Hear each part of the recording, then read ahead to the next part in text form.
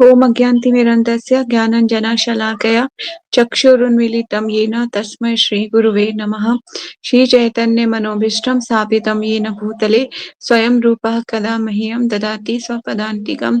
वन्देऽहं श्रीगुरु श्रीयुतापदकमलं श्रीगुरुवैष्णवांश श्रीरूपं साग्रजातं सहगण रघुनाथं वितं तं सजीवं सावधूतं सावधूतं परिजनसहितं कृष्ण चैतन्य देवं श्री राधा कृष्ण पादान सहगण श्री ललिता श्री विशाखान्वितांश हे कृष्ण करुणा सिंधु दीनबंधु जगतपते गोपेश गोपिका कांत श्री राधा कांत नमोस्तुते तप्त कांचन गौरांगी राधे वृंदावनेश्वरी विष्णुभानुसुते देवी प्रणमामि हरिप्रिये वाञ्छाकल्पतरुभ्यश्च कृपा सिन्धुभैव च पतितानां पावनेभ्यो वैष्णवेभ्यो नमो नमः। जय श्री कृष्ण चैतन्य प्रभु नित्यानंद श्री अद्वैत गदाधर श्रीवासादि गौर भक्तवृंद हरे कृष्णा कृष्णा कृष्णा हरे हरे हरे राम राम राम हरे हरे।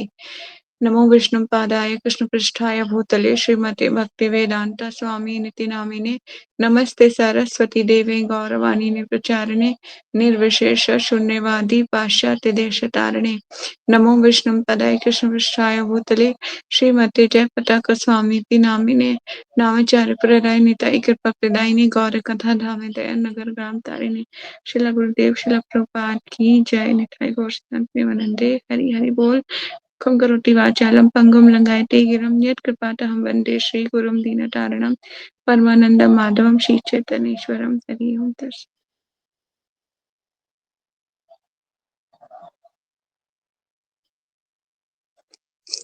हरे कृष्णा। यस, तो निकाल लीजिए अपनी अपनी भगवद गीता। हमने क्या पढ़ा था, कहाँ पे थे, इसको कंटिन्यू कर लेते हैं। यस, हमने पढ़ लिया था लास्ट क्लास में कि 4 प्रकार के लोग भगवान की शरण में आते हैं और जो 4 प्रकार के लोग हैं वो भगवान की शरण में नहीं आते। सबसे बड़ा इम्पोर्टेंट तो यही है ना। श्लोकास नंबर 16 हमने कंप्लीट किया था ना। ओके, तो थोड़ा सा रिवीजन कर लेते हैं।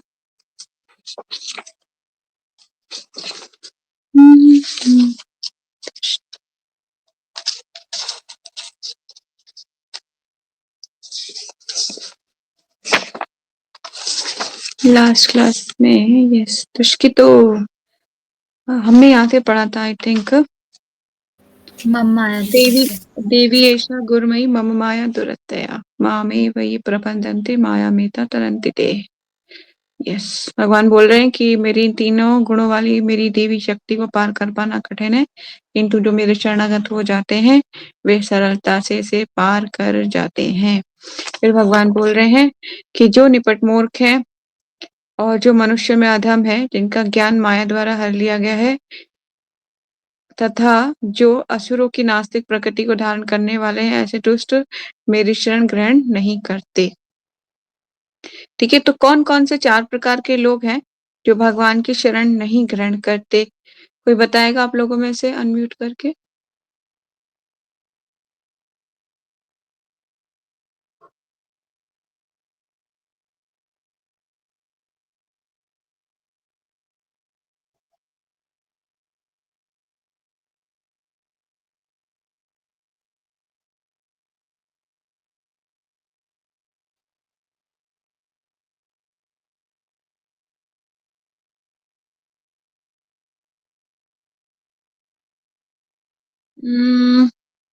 जो भगवत गीता में लिखा है वो वाला आंसर दो।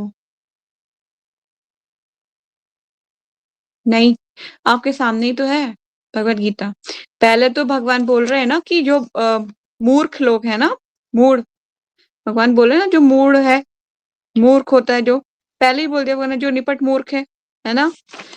और फिर दूसरा बोल रहे हैं जो दुष्कृति है, दुष्कृति नराधम है ना, जो मनुष्य में अधम है उसको नराधम कहते हैं, मतलब मनुष्य से भी नीचे है ना। बहुत से लोग होते हैं ना कि वो उनको मनुष्य कहना भी ऐसा लगता है कि बहुत बड़ा गुनाह हो गया, वो मनुष्य कहना लायक नहीं होते, ऐसी हरकतें करते हैं।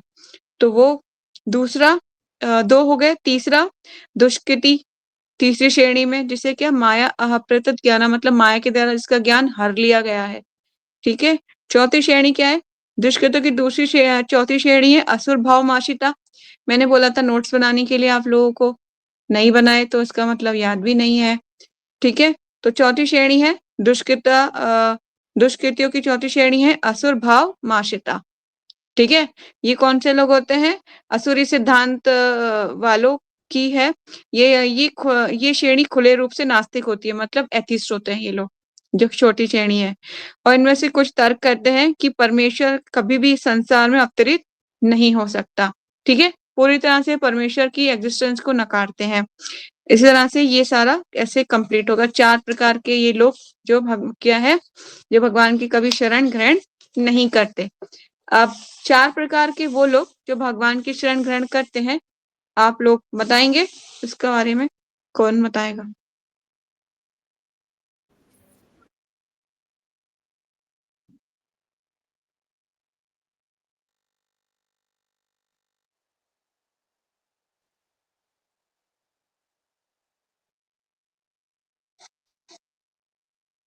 कोई बात नहीं। जयश्री? अर्थार्थी। अर्थार्थी अर्थार्थी मतलब जिसे धन चाहिए, वो तो ईशा जिसको ने धन बता दिया। चाहिए, जिज्ञासु, और जिसको ज्ञान की प्राप्ति चाहिए होती है वो। यस। इसको अर्थ, जिज्ञासु, अर्थार्थी, ज्ञानी, 4 श्रेणियों के नोट्स बना लीजिए इसको, बहुत इंपॉर्टेंट है। ठीक है। तो ये 4 प्रकार के लोग हैं जो भगवान की शरण ग्रहण करते हैं। तो भगवान कहते हैं कोई बात नहीं, ये किसी न किसी उद्देश्य से, किसी न किसी पीड़ा, भौतिक परेशानी से पीड़ित होकर मेरे पास आ रहे हैं, पर मैं भगवान इन्हें भी श्रेष्ठ मानते हैं मनुष्यों में। ठीक है। धीरे धीरे क्या होगा, ये फिर जब भगवान के प्रति आकर्षित होंगे और भगवान के साथ अपने भूले हुए संबंध को जान जाएंगे, तो धीरे धीरे शुद्ध भक्तों की श्रेणी में आ जाएंगे। ठीक है। नेक्स्ट चलते हैं आज का श्लोक पर। श्लोकास नंबर 17। शिला प्रभुपाद शिला गुरुदेव की जय। तेषां ज्ञानी नित्ययुक्ता तेषा ज्ञानी नित्ययुक्ता एक भक्ति विशेषते प्रियो हि ज्ञानी ज्ञानिनः अर्थम अहम सा च मम प्रियः। इनमें से जो परम ज्ञानी है और शुद्ध भक्ति में लगा रहता है, वे सर्वश्रेष्ठ है, क्योंकि मैं उसे अत्यंत प्रिय हूँ और वे मुझे प्रिय है। अभी तो आप भगवत गीता में साथ पढ़ रहे हैं, तो एक पेन और पेपर लेके उन लोगों की लिस्ट बनाइए जो भगवान को अतिशय प्रिय है। ठीक है। पहले हमने 4 प्रकार के वो लोग पढ़ेंगे जो भगवान की शरण कभी नहीं ग्रहण करते, फिर 4 प्रकार के वो लोग हैं जो भगवान की शरण ग्रहण करते हैं, फिर उसके बाद अभी आप उसकी लिस्ट बनाइए जो भगवान को अतिशय प्रिय है। अब भगवान इनकी लिस्ट बताना शुरू करेंगे आप लोगों को। ठीक है। चलिए, इनमें से जो परम ज्ञानी है और शुद्ध भक्ति में लगा रहता है, वे सर्वश्रेष्ठ है, क्योंकि मैं उसे अत्यंत प्रिय हूँ और वे मुझे प्रिय है। चलिए, क्या बोलते हैं भगवान इसमें? प्रभुपाद जी तात्पर्य में क्या कहना चाहते हैं?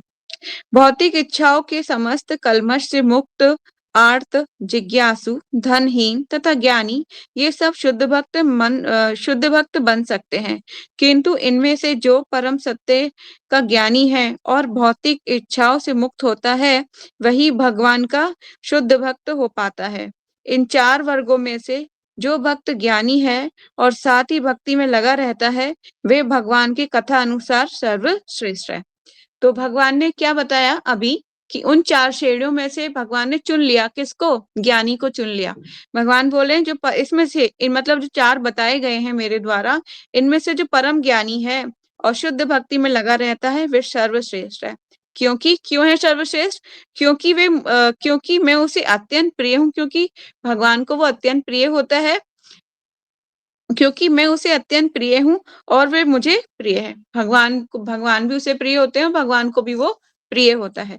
ठीक है। तो भगवान ने किसको सर्वश्रेष्ठ बताया? परम ज्ञानी को। चलिए आगे चलते हैं। साथ ही भक्ति में लगा रहता है, भगवान की कथा अनुसार सर्वश्रेष्ठ है। ज्ञान की खोज करते रहने से मनुष्य को अनुभूति होती है कि उसकी कि उसका आत्मा उसके भीतर उसके भौतिक शरीर से भिन्न है। अधिक उन्नति करने पर उसे निर्विशेष ब्रह्म तथा परमात्मा का ज्ञान होता है। जब वे पूर्णतः शुद्ध हो जाता है, तो उसे ईश्वर के नित्य दास के रूप में अपनी स्वाभाविक स्थिति की अनुभूति होती है। ठीक है? इस प्रकार शुद्ध भक्त की संगति से आर्त, जिज्ञासु, धन का इच्छुक तथा ज्ञानी स्वयं शुद्ध हो जाते हैं। किंतु प्रारंभिक अवस्था में जिस व्यक्ति का परमेश्वर का पूर्ण ज्ञान होता है और साथ ही जो उनकी भक्ति करता रहता है, वे व्यक्ति भगवान को अत्यंत प्रिय होता है, जिससे भगवान की दिव्यता का शुद्ध ज्ञान प्राप्त होता है। वे भक्ति द्वारा इस तरह सुरक्षित रहता है जैसे कि कल्मश उसे छू भी नहीं पाते। और भौतिक कल्मश क्या होते हैं कि भौतिक कल्मश कभी उसे छू भी नहीं पाते। जो भौतिक चीजें परेशानियां होती हैं वो कभी उसे छू नहीं पाती। क्यों? क्योंकि वो जानता रहता है कि ये सब प्रकृति के द्वारा सब चीजें घटित हो रही हैं और भगवान मेरे साथ हैं, तो मुझे किसी चीज से डरने की जरूरत नहीं है। ठीक है? अवश्य रक्षिवे कृष्णा, वो ये एक ही वर्ड को हमेशा याद रखता है। किसी परिस्थिति में आप क्यों ना हो, ये सजेशन आपके लिए भी है। किसी भी परिस्थिति में जीवन में कभी भी कोई प्रॉब्लम आए, हमेशा ध्यान रखिए अवश्य रक्षिवे कृष्णा, भगवान मेरी हमेशा रक्षा करेंगे। इस विश्वास के साथ मतलब अडिग रहिए भक्ति में। नेक्स्ट कौन पढ़ेगा? जयश्री पढ़ोगे? उदारा सर्व एव यस मैम। ते ते एवते। उदारा सर्व एवेते ज्ञानी त्वात्मैव मे मतम् आस्थितः स हि युक्तात्मा मामेवानुत्तमां गतिम्। उदारा विशाल हृदय वाले सर्वे सभी एव निश्चय ही एते ये ज्ञानी ज्ञान वाला तू, लेकिन आत्मा एव मेरे समान ही मैं मेरे मत में आस्थित स्थित सह वह ही निश्चय ही युक्त आत्मा भक्ति में तत्पर माम मुझ एव निश्चय ही अनुत्तमाम परम सर्वोच्च गतिम लक्ष्य को। निस्संदेह ये सब उदार चेता व्यक्ति है, किंतु जो मेरे ज्ञान को प्राप्त है उसे मैं अपने ही समान मानता हूँ। वह मेरी दिव्य सेवा में तत्पर रहकर मुझ सर्वोच्च उद्देश्य को निश्चित रूप से प्राप्त करता है। तात्पर्य ऐसा नहीं है कि जो कम ज्ञानी भक्त है वे भगवान को प्रिय नहीं है। भगवान कहते हैं कि सभी उदार चेता हैं, क्योंकि चाहे जो भी भगवान के पास किसी भी उद्देश्य से आए वह महात्मा कहलाता है। जो भक्त भक्ति के बदले कुछ लाभ चाहते हैं उन्हें भगवान स्वीकार करते हैं, क्योंकि इससे स्नेह का विनिमय होता है। वे स्नेहवश भगवान से लाभ की याचना करते हैं और जब उन्हें वह प्राप्त हो जाता है तो वे इतने प्रसन्न होते हैं कि वे भी भगवत भक्ति करने लगते हैं। किंतु ज्ञानी भक्त भगवान को इसलिए प्रसन्न है कि उसका उद्देश्य प्रेम तथा भक्ति से परमेश्वर की सेवा करना होता है। ऐसा भक्त भगवान की सेवा किए बिना क्षण भर भी नहीं रह सकता। इसी प्रकार परमेश्वर अपने भक्त को बहुत चाहते हैं और वे उससे विलग नहीं हो पाते। श्रीमद् भागवत में भगवान कहते हैं, साधवो हृदयं मह्यं साधूनां हृदयं त्वहं मदन्यते न जानन्ति नाहं तेभ्य मनागपि। भक्तगण सदैव मेरे हृदय में वास करते हैं और मैं भक्तों के हृदय में वास करता हूँ। भक्त मेरे अतिरिक्त और कुछ भी नहीं जानता और मैं भी भक्त को कभी नहीं भूलता। मेरे तथा शुद्ध भक्तों के बीच घनिष्ठ संबंध रहता है। ज्ञानी शुद्ध भक्त कभी भी आध्यात्मिक संपर्क से दूर नहीं होते, अतः वे मुझे अत्यंत प्रिय होते हैं। हरे कृष्ण। हरे Krishna. Thank you so much Jayshree. तो भगवान ज्ञानी को सर्वश्रेष्ठ बताने की श्रेणी में आगे बढ़ते हैं और भगवान बताते हैं निस्संदेह ये सब उदार चेता व्यक्ति हैं। कौन से? जो 4 प्रकार के लोग हैं, जो पीछे जिनका वर्णित है, अर्थ, अर्थार्थी, जिज्ञासु और ज्ञानी। ठीक है? भगवान बोल रहे हैं ये सब उदार चेता व्यक्ति हैं, किंतु जो मेरे ज्ञान को प्राप्त है उसे मैं अपने ही समान मानता हूँ। वे मेरी दिव्य सेवा में तत्पर रहकर दिव्य सेवा में तत्पर रहकर मुझ सर्वोच्च उद्देश्य को निश्चित रूप से प्राप्त करता है। तो बहुत ही अच्छा है, बहुत प्रेम पूर्वक भगवान, जैसे होता है ना किसी को प्रेमी होता है ना, जैसे भगवान प्रेम करते हैं, उसके बारे में भगवान बताना चाह रहे हैं। अब फिर आपको जो मार्क करना है वो कहाँ से मार्क करना है, इसकी जो फर्स्ट लाइन है यहाँ से मार्क करना है। तात्पर्य में जो है ऐसा नहीं है कि जो कम ज्ञानी भक्त हैं, वे भगवान को प्रिय नहीं हैं। भगवान कहते हैं ये सभी उदारचेता, क्योंकि चाहे जो भी भगवान के पास किसी भी उद्देश्य से आए, वे महात्मा कहलाता है। यहाँ तक मार्क करना है, ठीक है? फिर यहाँ पर नेक्स्ट लाइन में जो कह रहे हैं कि वे बदले में कुछ लाभ चाहते हैं, फिर भी भगवान बोल उसको भी भगवान क्षमा करते हुए, क्योंकि स्नेह का विनिमय बताते हैं कि प्रभुपाद भी यही समझा रहे हैं कि स्नेह का विनिमय होता है और स्नेहवश भगवान उससे लाभ की याचना करते हैं। एक पुत्र की आदत होती है अपने पिता से कुछ न किसी चीज़ की डिमांड करना, ठीक है? चाहे मटेरियली हो, चाहे स्पिरिचुअली हो। फिर उसमें कह रहे हैं कि ये स्नेह का एक विनिमय है, मतलब टोकन ऑफ लव। स्नेहवश भगवान से उस लाभ की याचना करते हैं और जब उसे वो प्राप्त हो जाए तो वे इतने प्रसन्न हो जाते हैं कि वे भगवत भक्ति करने लगते हैं। होता है ऐसा, कुछ लोग उनकी मनोती पूरी हो जाए या कुछ काम पूरा हो जाए तो और ज़्यादा भक्ति में एंगेज हो जाते हैं, या फिर जिसकी विश ही पूरी ना हो तो वो भक्ति भी छोड़ देता है। इस टाइप से भी होता है ना? सबके बीच में। तो किंतु ज्ञानी भक्त भगवान को इसीलिए प्रिय है कि उसका उद्देश्य प्रेम तथा भक्ति से परमेश्वर की सेवा करना है। ये आप लाइन मार्क कर लीजिए, किंतु ज्ञानी से लेके और जहाँ तक मैं पढ़ूँगी वो पूरा।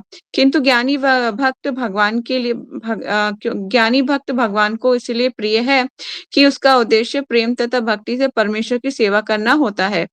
ऐसा भक्त भगवान की सेवा किए बिना क्षण भर भी नहीं रह सकता। इसी प्रकार परमेश्वर अपने भक्त को बहुत चाहते हैं और वे उससे विलग नहीं हो पाते, है ना? भगवान उससे कभी भी विलग अलग नहीं हो सकते। ये इम्पोर्टेंट है, यहाँ तक आपने मार्क करना है। नेक्स्ट पैराग्राफ में जो श्लोक का मीनिंग है, वो एक बार और पढ़ देती हूँ। भक्तगण सदैव मेरे हृदय में वास करते हैं और मैं भक्तों के हृदयों में वास करता हूँ। भक्त मेरे अतिरिक्त और कुछ नहीं जानता और मैं भी भक्त को कभी नहीं भूलता। मेरे तथा शुद्ध भक्तों के बीच घनिष्ठ संबंध रहता है। ज्ञानी शुद्ध भक्त कभी भी आध्यात्मिक संपर्क से दूर नहीं होते, अतः वे मुझे अत्यंत प्रिय हैं। ठीक है?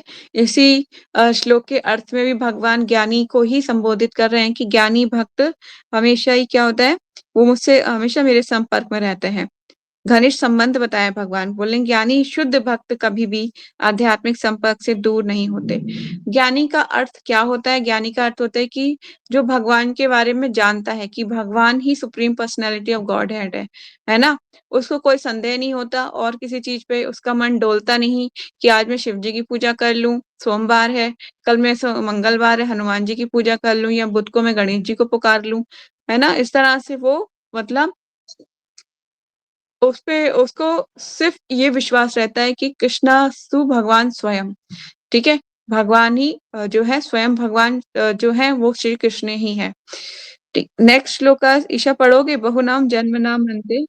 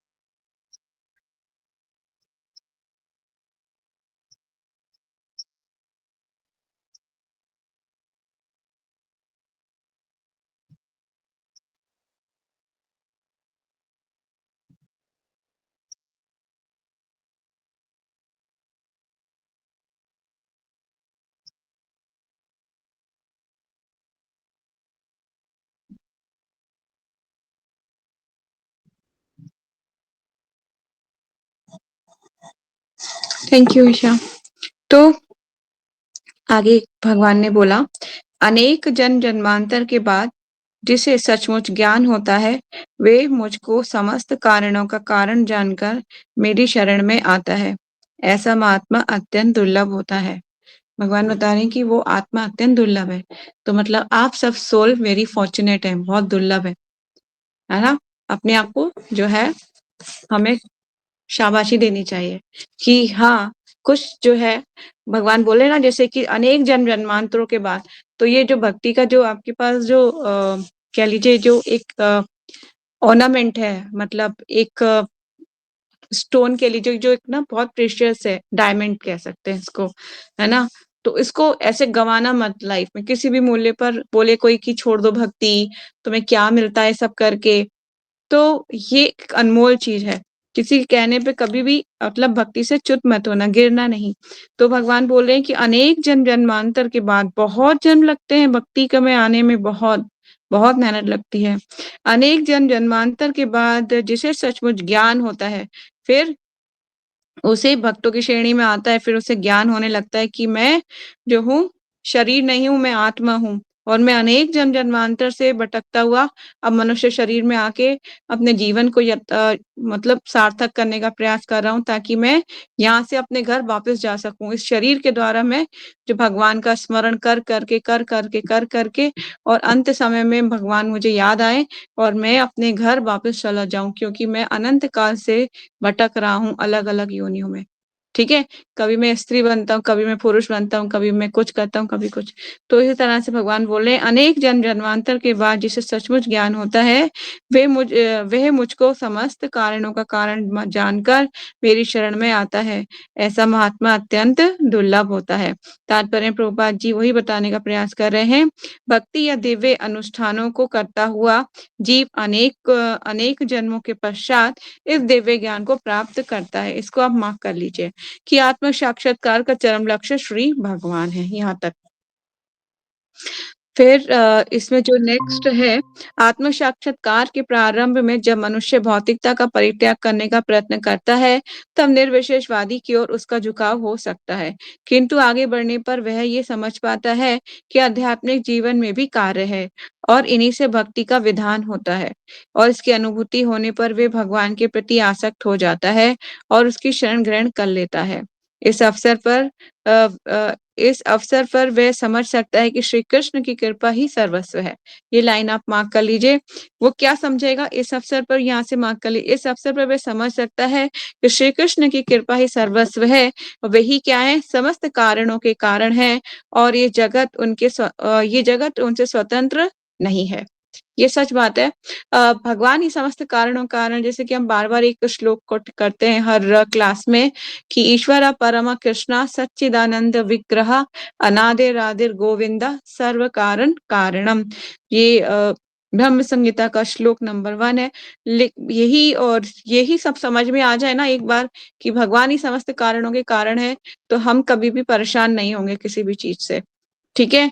तो कभी-कभी हमें लगता है कि आई एम अ कंट्रोलर, पर आप कंट्रोलर नहीं हैं। क्या आप अपनी मर्ज़ी से दिन और रात को बदल सकते हैं? या दिन को रात को आने से रोक सकते हैं या सुबह होने से रोक सकते हैं? कोई है किसी के पास ये शक्ति? कोई जीवात्मा के पास? नहीं, किसी के पास नहीं है। स्वयं किसके द्वारा कंट्रोलित है? भगवान के द्वारा। भगवान रोक सकते हैं। आप अ, एक वृतांत है जहाँ पर भगवान ने रोक दिया था। कोई बता सकता है कहाँ पे भगवान ने रात होने से, सूरज को ढलने से रोका था? कोई ऐसा एग्ज़ाम्पल? माता जी जब कुरुक्षेत्र के युद्ध में। महाभारत में। कुरुक्षेत्र के युद्ध में। हाँ हाँ, अब अश्वत्थामा को मारना था। अर्जुन ने प्रतिज्ञा कर ली थी कि मैं अश्वत्थामा को सूर्य अस्त से पहले मार दूँगा। नहीं, अश्वत्थामा को नहीं, जयद्रथ को। जयद्रथ था, अश्वत्थामा था? जयद्रथ। अश्वत्थामा तो द्रोणाचार्य के पुत्र थे ना। जयद्रथ। जयद्रथ हो सकता है, मुझे कन्फ्यूज़न हुआ हो। जयद्रथ दुर्योधन का बहनोई, दुशाला का हुँ, पति। जयद्रथ। हुँ। ओके, तो ऐसा प्रतिज्ञा लिया था, तो भगवान ने उस प्रतिज्ञा को पूरा करने के लिए क्या किया था? सूर्य देव को मतलब बादलों से वो ढक दिया था। और अर्जुन को फिर वो बोलने लगे जो अपोजिट साइड के पार्टी थे कौरव, कि अब तो अर्जुन को अग्नि में प्रवेश करना पड़ेगा क्योंकि इसने प्रतिज्ञा की थी। तो फिर भगवान ने बोला नहीं नहीं अभी नहीं। फिर भगवान ने हाथ ऊपर किया तो सूर्य दिखने लग गया। तो फिर भगवान ने इशारा करा चलाओ, क्योंकि निकल आया था वो, आई थिंक जयद्रथी दीदी ने बोला, तो आई होपफुली वही है। तो निकल आया था बाहर अपने अपने क्या ले अपने जो उनका एक क्या कह लीजिए, उनका एक टेंट जो बना हुए थे उनके, जो उनका वो था, उससे वो बाहर आ गया था। तब अर्जुन ने तीर चला के उसको मार दिया था। तो कहने का मतलब ये है कि भगवान तो भक्त के लिए कुछ भी कर सकते हैं। ये सारे कंट्रोल किसके हाथ में है? भगवान के हाथ में। और दूसरा एक और एग्जाम्पल है श्रीमद् भागवत महाभारत से ही, कि भगवान ने एक जो पांडवों में जो वो था, मेरे ख्याल से सबसे छोटा था ना एक, नकुल और सहदेव। सहदेव सहदेव को जो है ज्योतिष विद्या का ज्ञान था। तो एक यज्ञ होना था जिसको बोलते हैं कालनेमी, शायद यज्ञ था, जिसको करने से जो है वीर वो हो जाएगा, मतलब कि युद्ध विपक्ष पार्टी जो है जीत सकती थी युद्ध को। तो वो बता देता है कौरवों को, और कौरव उसकी तैयारी करने लगते हैं। और वो शायद अमावस्या के दिन था, ऐसे ही कुछ मुहूर्त था समथिंग। तो भगवान ने क्या किया कि सबको, भगवान ने कहा कि ये मेरे जो भक्त है ना बड़े सरल हैं, इनको फिर भगवान ने उसको करने के लिए भगवान ने सूर्य और उसी दिन शुरू कर दिया कालनेमी यज्ञ। तो सूर्य और चंद्रमा को लगा कि प्रभु ये आज ही क्या कर रहे हैं, अभी तो मतलब वो आई भी नहीं है, अमावस्या नहीं है। तो फिर भगवान के पास आते हैं और कहते हैं प्रभु ये आप लगता है आपको पंचांग देखने में गलती हो गई, वो कल है अमावस्या, आज नहीं है। तो भगवान बोलते हैं कि जिस दिन सूर्य और चंद्रमा एक लाइन में होते हैं उस दिन अमावस्या हो जाती है, और तो तुम खड़े हो साथ भगवान कहते नहीं, में। सब कुछ आज ही है, जो भी आज ही है।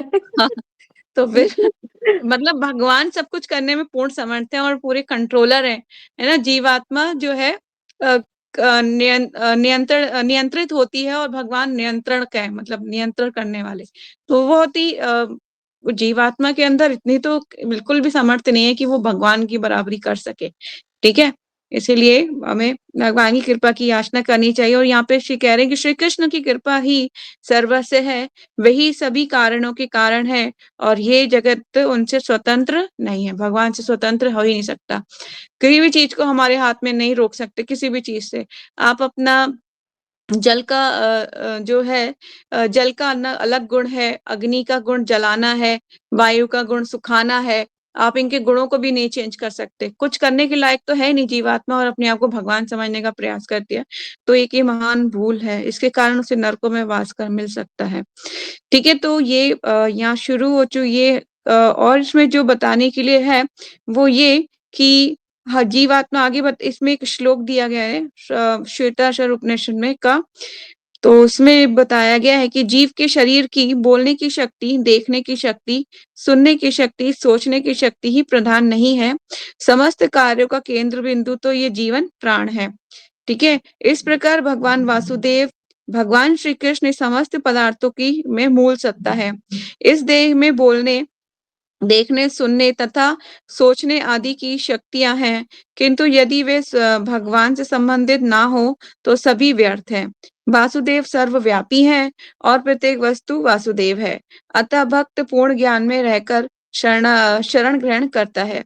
ठीक है, इस तरह से भगवान की ही शरण में जाना एकमात्र उपाय है, और कुछ नहीं। नेक्स्ट श्लोकस करते हैं। हस्ते कामे काम कामे कामे ते हतं ज्ञानम प्रपद्यते अन्य देवता तम तम नियम तम नियम अवस्थया प्रकृति नियतः स्वया। कामे मतलब इच्छाओं द्वारा, ते उन हता विहीन, ज्ञान से प्रपंचते शरण लेते हैं अन्य अन्य देवताओं की। तम उस नियमम विधान का अवस्था या पालन करते हुए, प्रकृति या स्वभाव से नियता वश में हुए, स्वयं अपने आप। जिनकी बुद्धि भौतिक इच्छाओं द्वारा मारी गई है, मतलब भौतिक इच्छाओं द्वारा मतलब मटीरियल डिजायर्स, है ना? जिनकी बुद्धि भौतिक इच्छाओं द्वारा मारी गई है, वे देवताओं की शरण में जाते हैं। अब जब हम आगे बढ़ रहे हैं भगवद गीता में, तो आपको और ज़्यादा नॉलेज भगवान इस चीज़ की देंगे कि कैसे आप उनकी शरण में शरणागत हो सकते हैं। कौन-कौन से उपाय कर सकते हैं। भगवान ने ये नहीं ऐसे कर लो, ऐसे कर लो, ऐसे कर लो, इतने ज़्यादा भगवान ने मतलब द्वार खोले कि आ जाओ, ऐसे नहीं ऐसे आ जाओ। तो भगवान बताने का प्रयास कर रहे हैं, हम डिफरेंशिएट करके बता रहे हैं। पहले भगवान ने बताया कि 4 प्रकार के मूर्ख लोग हैं जो नहीं आते भगवान की शरण में, फिर ये 4 प्रकार के आते हैं भगवान की शरण में, फिर उन 4 प्रकारों में से जो ज्ञानी है वो भगवान को अतिशय प्रिय है और ज्ञान कब होता है? अनेक जन्मांतरों के बाद ज्ञान होता है। फिर अब भगवान बता रहे हैं कि उसकी अ, भग एक एक और श्रेणी के लोगों की बात बता रहे हैं भगवान कि जिनकी बुद्धि भौतिक इच्छाओं द्वारा मारी गई है। अब भगवान किसकी बात बता रहे हैं? अर्थात आत की जो दुखी है, ठीक है? अर्थात कि क्या है वो? जिसकी बुद्धि भौतिक इच्छाओं द्वारा मारी गई है, वे देवताओं की शरण में जाते हैं और वे अपने-अपने स्वभाव के अनुसार पूजा के विभिन्न विशेष विधि-विधानों का पालन करते हैं।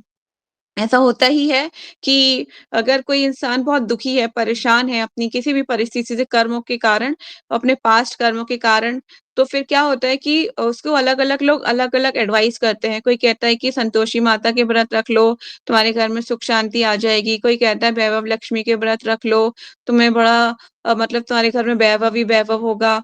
कोई कहता है ये कर लो, कोई 16 सोमवार कर लो, लड़की को अच्छा वर मिल जाएगा, शादी नहीं हो रही, अच्छा ऐसे कर लो, ऐसे कर लो। मतलब इतनी सारी चीज़ें कि इंसान ये समझ नहीं पाता। मतलब उसको एक ने किसी की विश पूरी नहीं की, दूसरे को पकड़ता है, दूसरे ने पूरी नहीं की, तीसरे को पकड़ता है।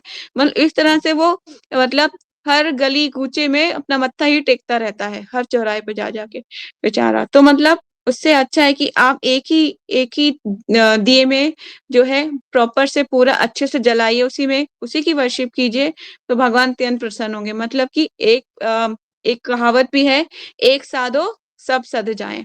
एक को साध लीजिए तो सब सध जाएँगे, ठीक है? तो भगवान बोले कि जिनकी बुद्धि भौतिक इच्छाओं द्वारा मारी गई है, वे देवताओं की शरण में जाते हैं और वे अपने-अपने स्वभाव के अनुसार पूजा के विशेष विधि-विधानों का पालन करते हैं। तात्पर्य प्रभुपाद जी क्या कह रहे हैं?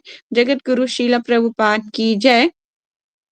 जो समस्त भौतिक कल्मश से मुक्त हो चुके हैं, वे भगवान की शरण ग्रहण करते हैं और उनकी भक्ति में तत्पर होते हैं। कौन लोग? जो समस्त कल्मश से मुक्त हो चुके हैं, वे भगवान की शरण ग्रहण करते हैं और भक्ति में तत्पर होते हैं। जब तक भौतिक कल्मश धुल नहीं जाता, तब तब तक वे स्वभावतः अभक्त रहते हैं, किंतु जो भौतिक इच्छाओं के होते हुए भी भगवान की ओर उन्मुख होते हैं, वे बहिरंगा प्रकृति द्वारा आकृष्ट नहीं होते। चूँकि वे सही उद्देश्य की ओर अग्रसर होते हैं, अतः वे शीघ्र ही सारी भौतिक इच्छाओं से मुक्त हो जाते हैं। श्रीमद् भागवतम में कहा गया है कि मनुष्य को चाहिए कि वह स्वयं को वासुदेव के प्रति समर्पित करे और उनकी पूजा करे। चाहे वे भौतिक इच्छाओं से रहित हो या भौतिक इच्छाओं से पूरित हो या भौतिक कल्मष से मुक्ति चाहता हो। ऐसा कि श्री ऐसा कि भागवतम में कहा गया है 2.3.10 अकाम सर्वकामो मोक्ष काम उदारिदि तीव्रेण भक्ति योगेन यजेतम पर पुरुषम परम। जो अल्पज्ञ हैं, जिन्होंने अपनी आध्यात्मिक चेतना खो दी है, वे भौतिक इच्छाओं की अविलंब पूर्ति के लिए देवताओं की शरण में जाते हैं। आप इसको हाईलाइट कर सकते हैं, इम्पोर्टेंट मार्क कर सकते हैं। सामान्यतः ऐसे लोग भगवान की शरण में नहीं जाते क्योंकि वे निरंतर गुणों वाले रजो तथा तमोगुणी होते हैं। अतः वे विभिन्न देवताओं की पूजा करते हैं। वे पूजा के विधि विधानों का पालन करने में ही प्रसन्न रहते हैं। देवताओं के पूजक छोटी-छोटी इच्छाओं के द्वारा प्रेरित होते हैं। मतलब छोटी-छोटी इच्छाएं भगवान नौकरी दिला दो, सुंदर पत्नी, अच्छा घर, ये वो। तो मतलब अपनी इच्छा मटेरियल डिजायर्स के पीछे ही रखते हैं।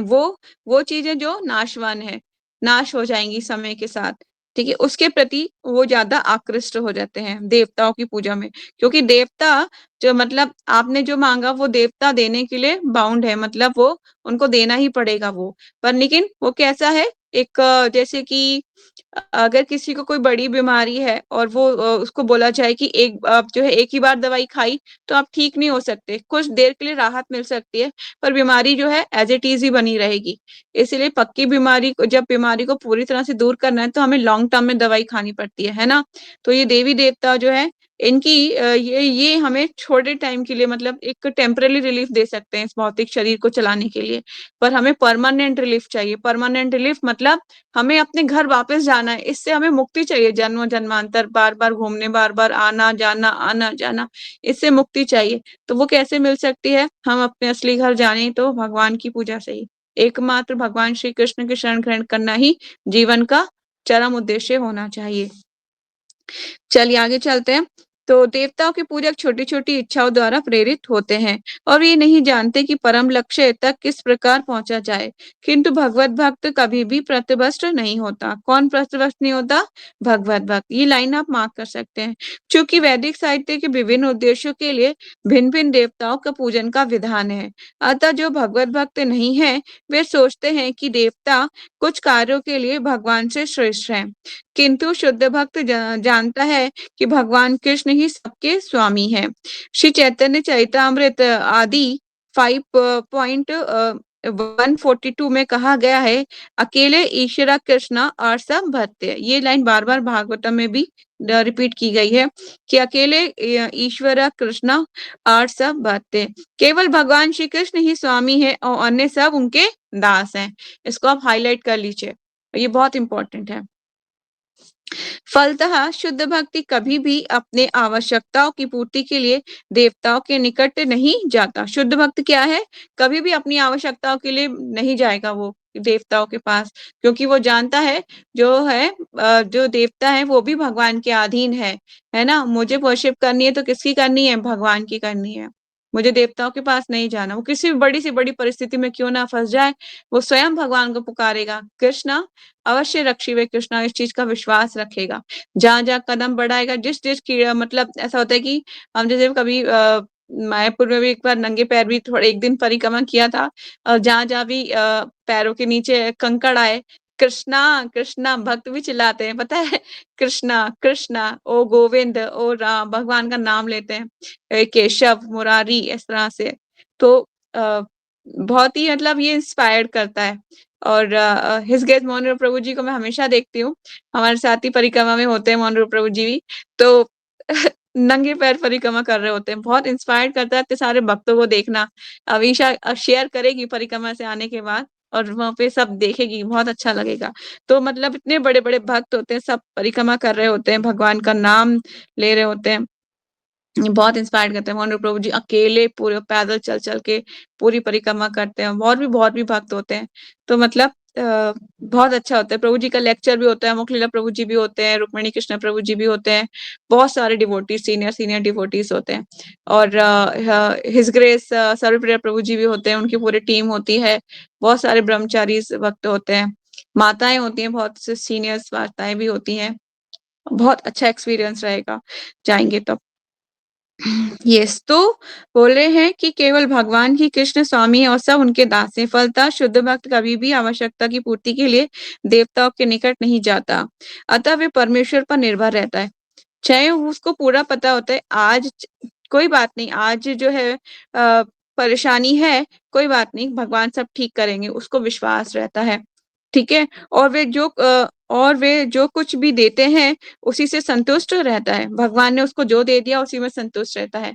वो कभी ये कामना नहीं करता, भगवान तुमने दिया ही क्या है? दिया ही क्या है? दिया ही क्या है? इस तरह से नहीं बोलता।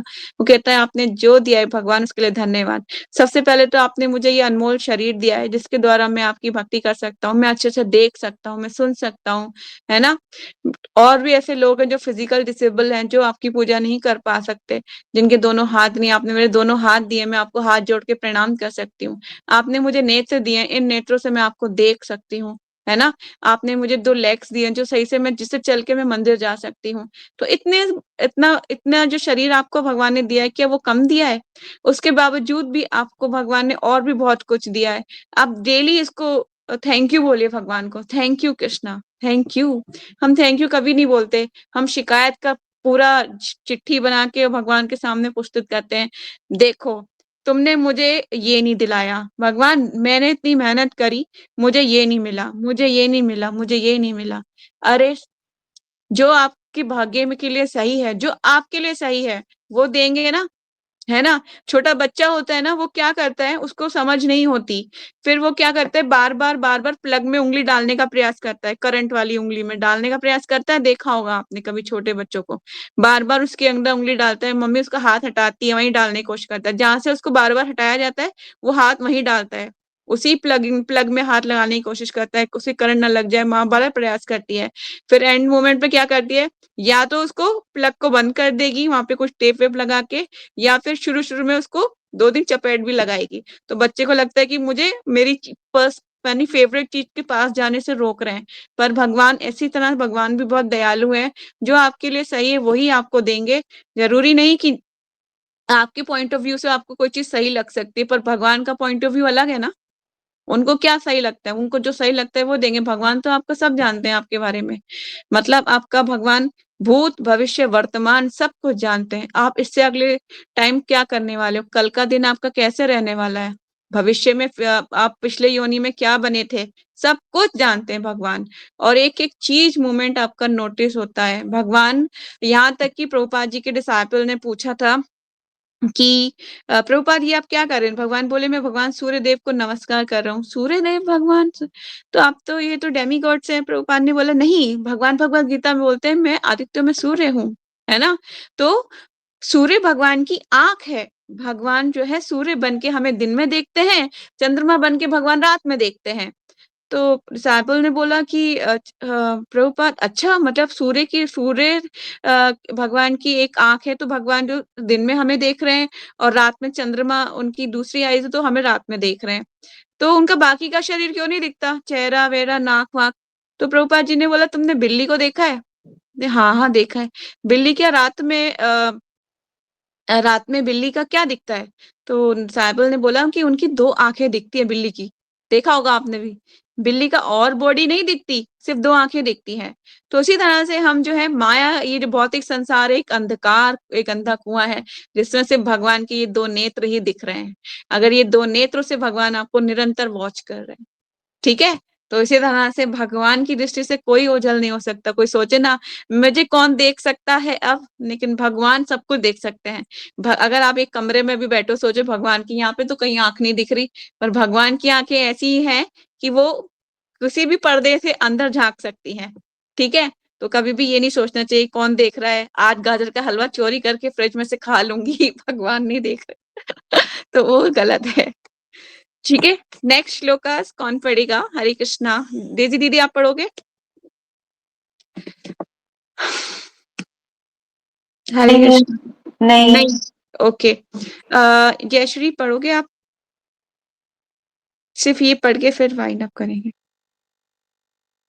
यो यो यम यम तनु भक्तः यो यो यां यां तनुभक्त श्रद्धयार्चितुमिच्छति तस्य तस्याचलां श्रद्धां तामेव विदधाम्यहम्।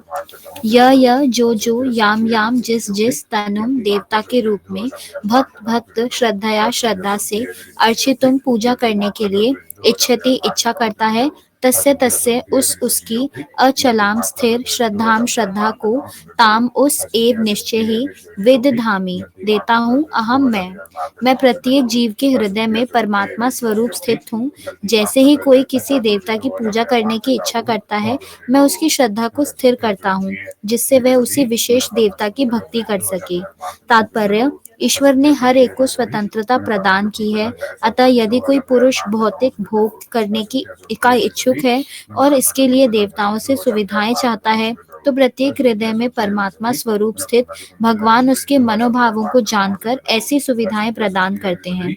समस्त जीवों के परम पिता के रूप में वे उनकी स्वतंत्रता में हस्तक्षेप नहीं करते। अपितु उन्हें सुविधाएं प्रदान करते हैं जिससे वे अपनी भौतिक इच्छाएं पूरी कर सकें। कुछ लोग ये प्रश्न कर सकते हैं कि सर्वशक्तिमान ईश्वर जीवों को ऐसी सुविधाएं प्रदान करके उन्हें माया के पाश में गिरने ही क्यों देते हैं? इसका उत्तर ये है कि यदि परमेश्वर उन्हें ऐसी सुविधाएं प्रदान ना करें तो फिर स्वतंत्रता का कोई अर्थ नहीं रह जाता। अतः वे सबों को पूर्ण स्वतंत्रता प्रदान करते हैं, चाहे कोई कुछ करे, किंतु उनका अंतिम उपदेश हमें भगवद गीता में प्राप्त होता है। मनुष्य को चाहिए कि अन्य सारे कार्यों को त्याग कर उनकी शरण में आए, इससे मनुष्य सुखी रहेगा। जीवात्मा तथा देवता दोनों ही परमेश्वर की इच्छा के अधीन हैं, अतः जीवात्मा ना तो स्वेच्छा से किसी देवता की पूजा कर सकता है, ना ही देवता परमेश्वर की इच्छा के विरुद्ध कोई वर दे सकता है। जैसे कि कहावत है, ईश्वर की इच्छा के बिना एक पत्ती भी नहीं हिलती। सामान्यतः जो लोग इस संसार में पीड़ित हैं वे देवताओं के पास जाते हैं, क्योंकि वेदों में ऐसा करने का उपदेश है कि अमुक अमुक इच्छाओं वाले को अमुक अमुक देवताओं की शरण में जाना चाहिए। उदाहरणार्थ एक रोगी को सूर्य देव की पूजा करने का आदेश है। इसी प्रकार विद्या का इच्छुक सरस्वती की पूजा करता है और सुंदर पत्नी चाहने वाला व्यक्ति शिव जी की पत्नी देवी उमा की पूजा करता है। इस प्रकार अन्य शास्त्रों में विभिन्न देवताओं के पूजन की विधियां बताई गई हैं। चूंकि प्रत्येक जीव विशेष सुविधा चाहता है, अतः भगवान उसे विशेष देवता से उस वर को प्राप्त करने की प्रबल इच्छा की प्रेरणा देते हैं और उसे वर प्राप्त हो जाता है। किसी विशेष देवता की पूजा की विधि भी भगवान द्वारा ही नियोजित की जाती है। जीवों में वह प्रेरणा देवता नहीं दे सकते, किंतु भगवान परमात्मा है जो समस्त जीवों के हृदय में उपस्थित रहते हैं। अतः कृष्ण मनुष्य को किसी देवता के पूजन की प्रेरणा प्रदान करते हैं। सारे देवता परमेश्वर के विराट शरीर के विभिन्न अंग स्वरूप हैं, अतः वे स्वतंत्र नहीं हैं। वैदिक साहित्य में कथन है, परमात्मा रूप में भगवान देवता के हृदय में भी स्थित रहते हैं, अतः वे देवता के माध्यम से जीव की इच्छा को पूरा करने की व्यवस्था करते हैं। किंतु जीव तथा देवता दोनों ही परमात्मा की इच्छा पर आश्रित हैं, वे स्वतंत्र नहीं हैं। हरे कृष्णा। Thank you Jayshree. तो स्पष्ट है, इसमें कुछ भी ऐसा नहीं है जो आपको नहीं समझ में आया होगा।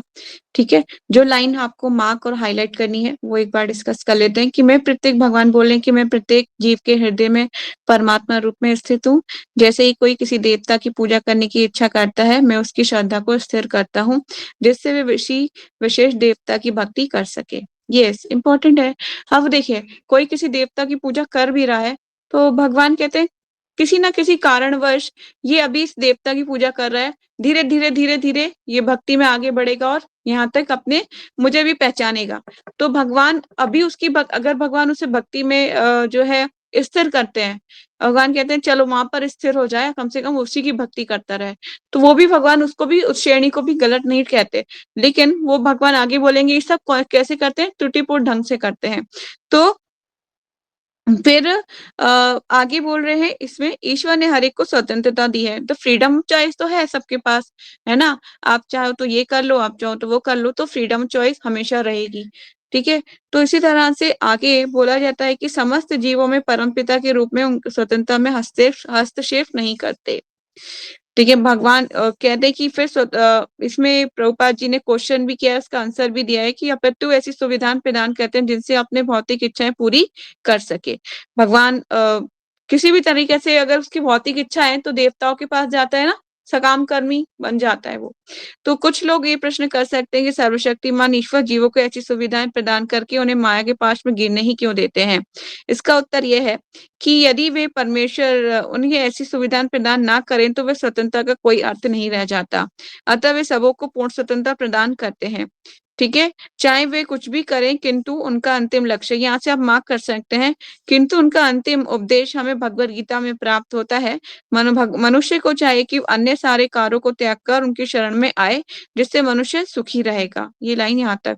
नेक्स्ट लाइन मार्क करनी है, जीवात्मा तथा देवता दोनों ही परमेश्वर की इच्छा के अधीन है, अतः जीवात्मा ना तो स्वेच्छा से किसी देवता की पूजा कर सकता है, ना ही देवता परमेश्वर की इच्छा के विरुद्ध कोई वर दे सकते हैं। ये जैसे कि कहावत है कि ईश्वर की इच्छा के बिना एक पत्ती भी नहीं हिलती। सामान्यतः जो लोग इस संसार में पीड़ित हैं, वे देवताओं के पास जाते हैं, क्योंकि वेदों में ऐसा करने का उपदेश है कि अमुक-अमुक इच्छाओं वाले को अमुक-अमुक देवताओं की शरण में जाना चाहिए। ठीक है? तो इस तरह से नीचे एग्ज़ाम्पल के थ्रू भी बता दिया गया है कि सूर्य देव की पूजा कौन लोग करते हैं, जो रोगी होते हैं। शिव जी की पूजा कौन करते हैं? शिव जी की पति पार्वती की पूजा, जिन्हें अच्छी पत्नी चाहिए होती है, और शिव जी की पूजा वो लड़कियाँ करती हैं जिन्हें अच्छा पति चाहिए होता है। देखा नहीं 16 सोमवार कोई कोई बोले ना कि मैं फास्टिंग मंडे का फास्टिंग करती हूँ, तो ओह! अच्छे पति के लिए कर रही हो क्या? चाहे पति मिले 1 नंबर का खराब है ना, तो लेकिन वो फास्ट कर रही हैं वो शिव जी का, कोई बात नहीं कीजिए।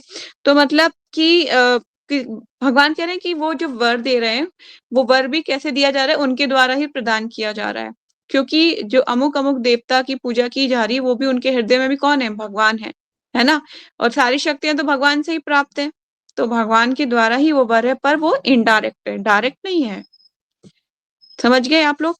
तो ये स्पष्ट रूप से बताया गया है। लास्ट पैराग्राफ जो आपको मार्क करना है, वो ये है, किंतु भगवान परमात्मा हैं, जो समस्त जीवों के हृदय में उपस्थित रहते हैं।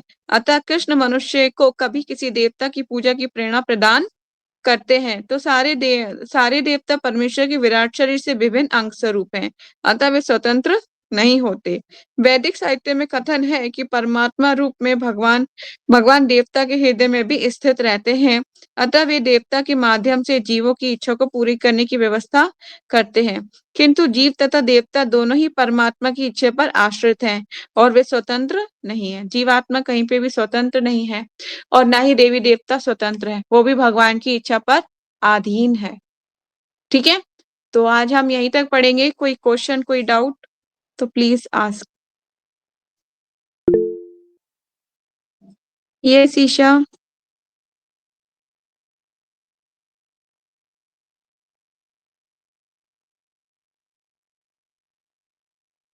ऑफ कोर्स करना चाहिए, करना चाहिए। प्रणाम। भगवान भगवत गीता में बोलते हैं, पढ़ा था ना हमने चैप्टर नंबर 20 में, chapter number 15 sorry, chapter number 15 भगवान बोलते हैं ना, मैं चंद्रमा बनकर वनस्पतियों को जीवन रस प्रदान करता हूँ। तो भगवान तो है, प्रणाम तो कीजिए। देखिए जितने भी आपको ये दिखते हैं, मतलब देवी देवता दिखते हैं, सबको प्रणाम करना चाहिए, कैज़ इन वैष्णव, वैष्णव की जैसे। तो जब भी मैं देखती हूँ तो मैं ऐसे प्रणाम करती हूँ कि भगवान प्रणाम करती हूँ। प्रथम दर्शन में चंद्रदेव प्रणाम स्वीकार कीजिए। भगवान प्रणाम कीजिए, वो भगवान वैष्णव है ना? तो वैष्णव प्रणाम मंत्र बोल सकते हैं आप। वाञ्छाकल्पतरुभ्यश्च कृपा सिन्धुभैव च पतितानां पावनेभ्यो वैष्णवेभ्यो नमो नमः। ठीक है? तो ये बहुत इंपॉर्टेंट है, प्रणाम कीजिए, क्योंकि वो सब भगवान देख रहे हैं, वॉच कर रहे हैं आपको। और कोई क्वेश्चन? यस जयश्री। यश माता जी हमने पीछे पढ़ा था कि भगवान बोलते कि मेरे और मेरे शुद्ध भक्तों के बीच में घनिष्ठ संबंध रहता है। तो मतलब माता जी कैसा घनिष्ठ, क्या क्या घनिष्ठ संबंध वो मतलब?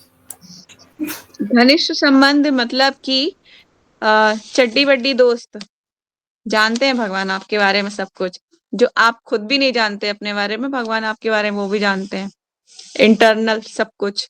ये जीवात्मा कैसी है, कौन है, कहाँ से है, क्या कुछ सब कुछ जानते हैं, है ना? तो वो घनिष्ठता की बात कर रहे हैं। यहाँ तक कि आप भी शायद नहीं जानते होंगे इतना आपके बारे में, भगवान जानते हैं। तो हर एक ही मोमेंट पे भगवान एक कहते हैं ना, आपको हर चीज से संभालने का प्रयास करते हैं। जो कहते हैं भगवान के शरणागत हो जाता है ना, अगर उसका हाथ कटना होगा ना, तो सिर्फ एक खरोच आ जाएगी, उसको भगवान बचा लेंगे। जिस तरह से बस भक्ति में लाइफ को एग्जाम्पल दिया जाता है कि एक इंसान बैलगाड़ी में जा रहा है और एक इंसान मर्सिडीज में जा रहा है ना? बैलगाड़ी में जाने वाले को ज्यादा धक्के लगेंगे, क्योंकि और मर्सिडीज में जाने वाले को कम धक्के लगेंगे, है ना? इसलिए भक्ति में लाइफ में जो होते हैं, उनको हल्के-हल्के धक्के लगते हैं। धक्के तो लगते हैं, ऐसा नहीं है कि भक्ति में लाइफ में आने के बाद, हाँ जी, भगवान ने मेरे साथ बुरा क्यों किया? मैं तो 16 माला भी करती थी, कल से 16 माला बंद माते जी, बंद भक्ति में। सुबह नहीं उठूँगी, मैं कोई 16 माला नहीं करूँगी। भगवान ने मेरे साथ ऐसा क्यों किया, क्यों किया, क्यों किया? अरे बाबा, पिछले जन्म में कुछ किया है ना आपने, है ना? उसका फल कौन भोगेगा? अभी नहीं भोगोगे तो फिर दोबारा बर्थ जन्म लेके आना पड़ेगा। इसलिए भगवान कहते हैं कि अभी भोग के वापस आ जाओ भैया, अपनी शुद्धिकरण करके वापस आ जाओ। क्यों पिछले जन्म के लिए उसको बना के रख रहे हो? क्यों और दूर हो रहे हो मेरे से? भगवान कोशिश कर रहे हैं कि जितनी जल्दी आपके प्रारब्ध कटे कटे कटे, आप आ जाओ। अब भगवान को दोष देते हैं, हम हर मोमेंट में भगवान को दोष देते हैं। तुमने मेरे साथ बुरा किया भगवान, तुमने तुमने किया, मैं ऐसे चाहती थी पुण्य, मुझे नहीं मिला ये। तो कहने मतलब ये कि भगवान जानते हैं कि आपके लिए क्या सही है क्या गलत है, उसमें हम क्वेश्चनिंग नहीं कर सकते। ठीक है, आप भगवान से कृपा की याचना जरूर कर सकते हैं। भगवान से बोलना चाहिए, भगवान जो मेरे लिए सही है वो आप कीजिए, ये नहीं कि मुझे ये सही लगता है वो मेरे लिए कीजिए। तो आप लोग क्या जानते हो? कुछ नहीं जानते। माता पिता जानते हैं कि आपके लिए क्या सही है, क्योंकि वो आपसे ज्यादा पता है उनको, है ना? कभी भी पुत्र पिता की बराबरी नहीं कर सकता, चाहे वो कितना भी बड़ा क्यों ना हो जाए। पुत्र पुत्र रहेगा और पिता पिता ही रहेगा। ठीक है, तो इसी तरह से कभी ये घनिष्ठ संबंध है भगवान का अपने भक्तों के साथ, हमेशा भगवान उनके साथ रहते हैं, हमेशा। और कोई क्वेश्चन? यस माता जी, और एक जगह हमने पढ़ा था कि आत्म साक्षात्कार के प्रारंभ में जब मनुष्य भौतिकता का परित्याग करने का प्रयत्न करता है, तब निर्विशेषवाद की ओर उसका झुकाव हो सकता है। मतलब ये लाइन मुझे समझ नहीं आई थी। दोबारा पढ़ के बताओ। आत्म साक्षात्कार के प्रारंभ में जब मनुष्य भौतिकता का परित्याग करने का प्रयत्न करता है, तब निर्विशेषवाद की ओर उसका झुकाव हो सकता है। मतलब कि वो हो सकता है कि भगवान की भक्ति करने करते वो निर्विशेषवादी, मतलब कि वो भगवान की ब्रह्म ज्योति की तरफ आकर्षित हो जाए, है ना? भगवान की जो इन्फल्जेंट निकल रही है, जो तेज निकल रहा है, हो सकता है वो उससे आकर्षित हो जाए। वो सोचे कि यही असली मतलब जहाँ तक गंतव्य है मेरा, इस पे पहुँचना है मुझे। निर्विशेष तो वही होता है ना, निर्विशेष ब्रह्म ज्योति। वहां तक पहुँचने का उसका ये हो जाए कि ये भगवान ज्यादा अट्रैक्ट कर रहे हैं, वो भगवान को फॉर्म को छोड़ के उनकी निर्विशेष ज्योति की तरफ आकर्षित हो सकता है। तो इसी तरह से ये हो सकता है कि वो ऐसा आकर्षित हो जाए आत्म साक्षात्कार के मार्ग में। लेकिन इसीलिए हमें सतर्क किया जाता है कि हमें ये ध्यान रखना चाहिए कि हमें कहाँ जाना है, अपने गोल को सेट कर लीजिए। जैसे मैंने अब 14 प्लेनेटरी सिस्टम क्यों दिखाया था आपको, कि आप अपने गोल को सेट कर लो कि मुझे वहां पहुंचना है। और मैंने ये भी बताया था कि बीच बीच में कौन कौन से लोग आएंगे, अलग अलग से बहुत सी चीजें दिखेंगी, स्वर्ग लोग, ये लोग, वो लोग, सब बताया था ना मैंने आपको। कि फिर भगवान का वैकुंठ भी आएगा, बहुत सारी चीजें आएंगी। फिर अगर आपका गोल पक्का है कि मुझे तो ऊपर ही जाना है, भगवान तक ही पहुंचना है, तब जीवात्मा ऊपर जा सकता है। अदरवाइज बीच में ही कहीं घूम जाएगा फिर से, और फिर मैं बीच में घूम गया तो फिर वापस घूम घूम के फिर वापस पृथ्वी पे आके पटक जाएगा। फिर पता नहीं और कितने साल फिर लगे रहेंगे। तो ऐसे ही ये चक्र चलता ही रहता है, चलता ही रहता है। इसीलिए ब्रह्मा जी की जो उम्र है वो कितने साल की है? 100 साल की। और कैसे होता है ब्रह्मा जी का एज? जितने सहस्त्र युग बीतते रहते हैं और फिर उनकी एज उसी तरह से, कितनी बड़ी उम्र है ब्रह्मा जी की, माय गॉड, है ना? अनंत कह लीजिए कि लोग कहते हैं कि सत्यलोक भी जाने का प्रयास नहीं करना चाहिए। भागवतम तो बोलता है कि सत्यलोक में भी जाने का, क्योंकि ब्रह्मा खुद ही यहाँ तक बोला गया है, भागवतम बोलता है कि ब्रह्मा से लेकर शुद्ध चींटी तक सबकी बुद्धि भौतिक है, सब भौतिक है। क्योंकि सबका ज्ञान, क्योंकि सबकी मृत्यु निश्चित होगी, मृत्यु निश्चित है। इसीलिए कोई भी शाश्वत नहीं है, सबको मरना ही पड़ेगा। पर ये हो सकता है काल समय की गणना के अनुसार सबका समय ऊपर नीचे हो सकता है, ज्यादा कम हो सकता है। जैसे इस पृथ्वी पर बहुत कम समय है ना? और अलग अलग लोगों में अलग अलग समय की काल की गणनाएं अलग अलग है। ठीक है, एनी मोर क्वेश्चन?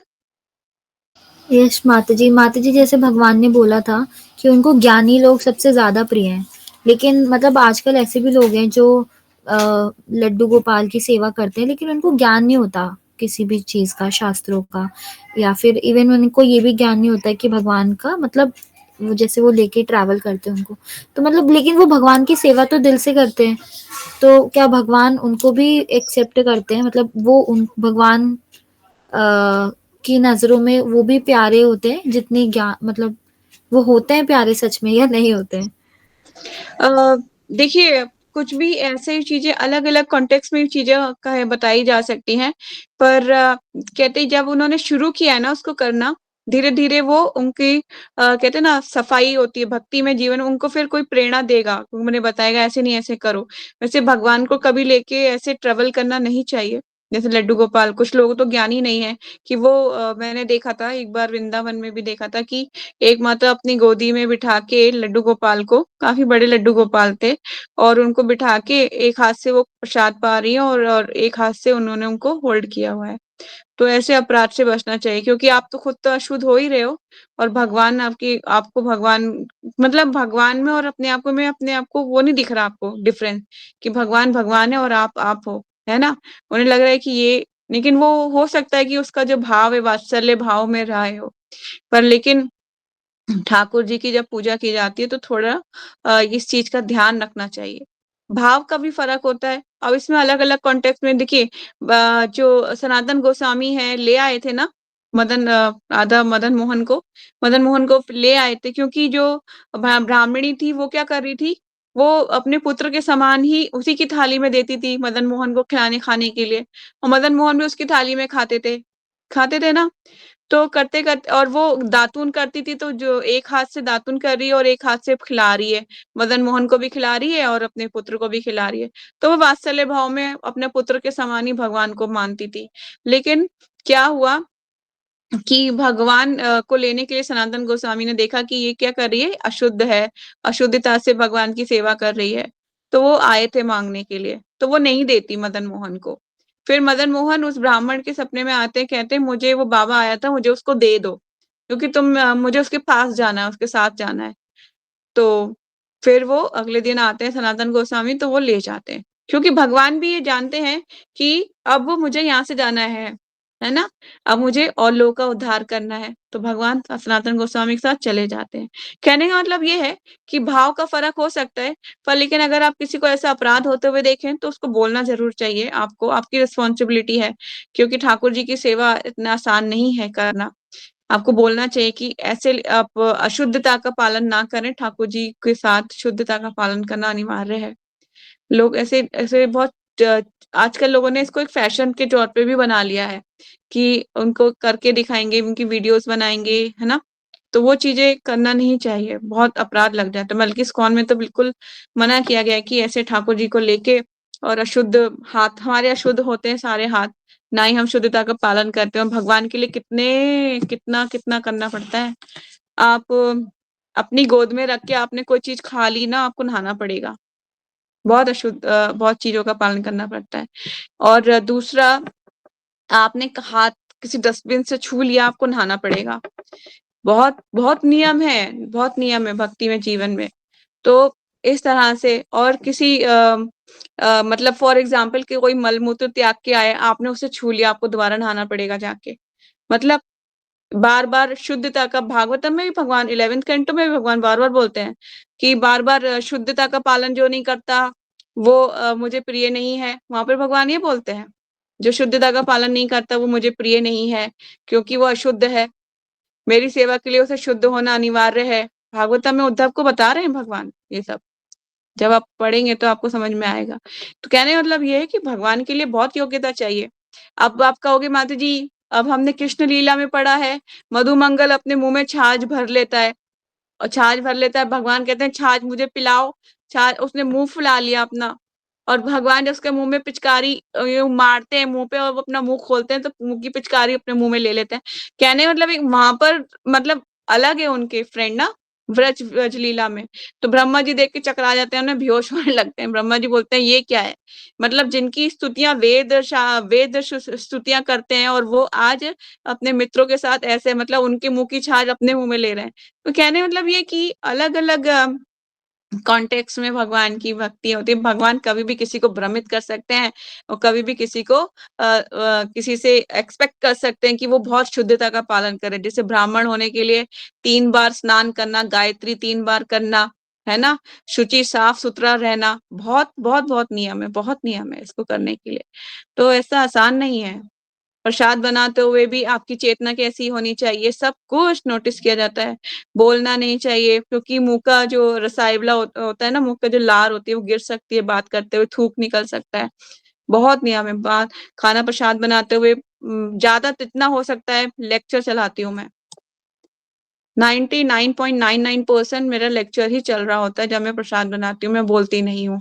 क्योंकि प्रसाद बनाते हुए अगर आपने बोला, यहाँ तक कि मैं हरे कृष्णा भी मन अगर नहीं चल रहा है लेक्चर किसी कारणवश, तो मन में ही हरे कृष्णा गा रही होंगी, पर मुँह नहीं खोलूँगी। क्योंकि कभी-कभी थूक भी निकलता है बात करते-करते। ठीक है? तो बहुत नियम है भक्ति में, जीवन में बहुत नियम है उसको पालन करने के। भगवान शुद्धता की बहुत एक्सपेक्ट करते हैं कि शुद्ध होना चाहिए। लेकिन अलग-अलग कॉन्टेक्स्ट में भगवान फिर वो दिखाते हैं ना लीलाएँ, तो भ्रमित हो जाते हैं, जैसे ब्रह्मा जी भ्रमित हो गए थे। ब्रह्म विमोहन लीला क्यों हुई? इसी कारण से तो हुई, ब्रह्मा जी देख के चकरा गए कि ये जो है भगवान नहीं हो सकते। जिसके लिए इतनी शुद्धता चाहिए, मैंने ब्रह्म संगीता गा दी, ये वो नहीं हो सकते। तो कहने का मतलब है कि हो सकता है कि वात्सल्य भाव हो किसी का, पर वात्सल्य भाव के पीछे धीरे-धीरे, धीरे-धीरे जो है अपराध ना हो पाए, इस चीज़ का ध्यान रखना पड़ता है कि अपराध ना हो जाए। क्योंकि ठाकुर जी के लिए अपराध हो जाएगा तो फिर दिक्कत है। प्रभु जी बताते हैं कि अगर कोई जाता है तो जैसे डीटीज़ को छोड़ के, तो डीटीज़ वेट करते हैं, आएगा। तो उन्हें बता के जाना चाहिए कि मैं तब आऊँगी, आपके लिए ये रख के जा रही हूँ, आप क्या करना, ये करना, पीछे से खा लेना, मंदिर चले जाना, सब कुछ मतलब ए टू ज़ेड सब कुछ बता के जाना चाहिए उनको। तो कहने का मतलब ये है कि बहुत, बहुत, बहुत नियम है भक्ति में, जीवन में पालन करने के लिए। लेकिन जो करेगा वही उसको फ़ील भी कर पाएगा, हाँ, भगवान की कृपा हो रही है। ठीक है? तो इस तरह से भगवान उसको अतिशय प्रिय है। भागवतम में इस तरह से अलग-अलग वर्णन पे, अलग-अलग कॉन्टेक्स्ट में अलग-अलग चीज़ें बताई जाती हैं और नारद पंचरात्र विधि, कैसे भगवान की सेवा करनी है, सब कुछ। अब आप देखिए ऑल्टर में जो प्रभु जी रहते हैं, वो उनको ऑल्टर में रहने वालों को वुलन पहनना मना किया गया है कि वुलन पहन के आप भगवान की सेवा नहीं कर सकते। लेकिन अगर हम अभी अब ये नियम हम पे कैसे लागू होगा? क्योंकि घर की डीटीज़ के लिए लागू है, घर की डीटीज़ की आप ऐसे सेवा कर सकते हैं। घर में अगर हम वुलन नहीं पहनेंगे तो हम अगले दिन शायद बिस्तर से नहीं उठ पाएँगे, है ना? लेकिन ऑल्टर में जो प्राण प्रतिष्ठित भगवान हैं, उनके सामने मंदिर में भगवान हैं, प्राण प्रतिष्ठित हैं, तो उनके अपराधों से बचना पड़ता है और नेक्टर ऑफ डिवोशन में साफ-साफ लिखा है कि कितने प्रकार के अपराध होते हैं जो भक्त जो है जिनसे भक्त को बचना चाहिए। ठीक है? तो ये है। तो जो लड्डू गोपाल को लेके निकलते हैं, तो उनसे हाथ जोड़ के यही विनती करनी चाहिए, प्लीज़ ठाकुर जी के प्रति अपराध मत कीजिएगा और उन्हें झूठे हाथों से मत छुइएगा और वॉशरूम से तो प्लीज़ वॉशरूम में तो शायद नहीं ले जाएँगे वो, लेकिन फिर भी और जो अपराध होते हैं, झूठ नहीं बोलना कहाँ देखिए आप, इंसान किसी से मिलेगा, ठाकुर जी हाथ में हैं, कोई झूठ बोल दिया नरक में मिल जाएगा वास, आराम से। जिस तरह से तुलसी के बारे में हमने पढ़ा था कि तुलसी की काष्ठ को हाथ में लेके या तुलसी की माला को हाथ में लेके कोई झूठ बोलता है तो उसे अलग-अलग कुंभी पार्क नरक में जाना पड़ता है, यहाँ तक पढ़ा था हमने। पढ़ा था नहीं पढ़ा था, याद है आप सबको? तो उसी तरह से ठाकुर जी को हाथ में लिया हुआ है और कोई माता मिल गई कि और आपकी लाइफ में कैसा चल रहा है? सब कुछ बहुत बढ़िया चल रहा है जी। चाहे घर पे जाके पति पिटाई लगाए, पर लेकिन बहुत बढ़िया चल रहा है। ये भी तो झूठ बोल दिया। इतना भी तो झूठ बोल रहे हो ठाकुर जी को हाथ में लेके। इसलिए कभी भी ठाकुर जी को हाथ में लेके या शिला को हाथ में लेके कभी भी झूठ नहीं बोलना है। तो ये छोटे-छोटे अपराध जो ठाकुर जी को लेके लोग करते हैं, चलते-फिरते हैं, तो वो मतलब उनके सारे वो सोचते हैं बड़े ठाकुर जी हमसे प्रसन्न हैं, पर भगवान प्रसन्न कहाँ होंगे? आप अपराध ही करते जा रहे हो। ठीक है? तो ऐसा उन लोगों को बड़ा ही लगता है कि बहुत अच्छा काम कर रहे हैं, पर वो उनके अपराधों की श्रेणी बढ़ती जा रही है उससे। तो जितना हो सके ठाकुर जी को आप विश्राम कराइए, ठीक है? अगर कैरी करना पड़ रहा है, किसी भी कारणवश ले जाना पड़ रहा है, तो फिर उसके लिए आप जो है अगर कोई कार्य कर रहे हैं म वो आई थिंक किसी को कुछ आपको प्रसाद भी पाना है, तो ध्यान रखिए कि प्रसाद को दूर से ही मतलब ऐसा नहीं होना चाहिए आपके कपड़ों पे गिर रहा है या जूठा हो रहा है कैसे, उसको दूर से रख के ही खाइए मतलब कि प्लेट टेबल पे रख के खाइए। टेबल पे रख के खाना चाहिए, ठीक है? गोद में रख के खाएँगे तो फिर आप अशुद्ध नहाना-धोना पड़ेगा और एक मंत्र भी मैंने जो आप लोग को दिया है, उसको भी पढ़ना बहुत ज़रूरी है, ठीक है? ठाकुर जी को हाथ में लेने से पहले वो मंत्र पढ़िए और फिर वो मंत्र पढ़ने के बाद फिर ठाकुर जी को लेके जा सकते हैं। जी, ठीक है? और कोई क्वेश्चन? चलिए, तो यहीं वाइंड अप करते हैं और एक अनाउंसमेंट भी है आप लोगों के लिए कि कल और परसों की क्लास नहीं होगी, ठीक है? अब हम मंडे को क्लास कंटिन्यू करेंगे, शिला प्रभुपाद बायोग्राफी। तो यही वाइंड अप करते हैं। वांछा कल्पतरुभ्यश्च कृपा सिंधु वैव च पतितानां पावनेभ्यो वैष्णवेभ्यो